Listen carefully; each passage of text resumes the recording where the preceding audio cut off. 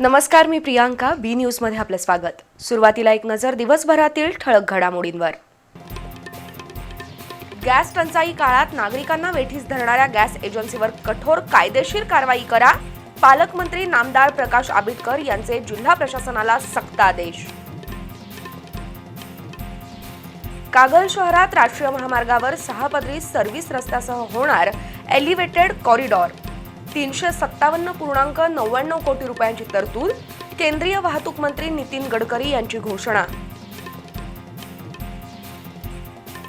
कोल्हापूर फर्स्टची दिल्लीत केंद्रीय मंत्र्यांसोबत बैठक. रस्ते, रेल्वे, पर्यटन, क्रीडा आणि ESIC हॉस्पिटल सुविधा या प्रकल्पांवर झाली सकारात्मक चर्चा.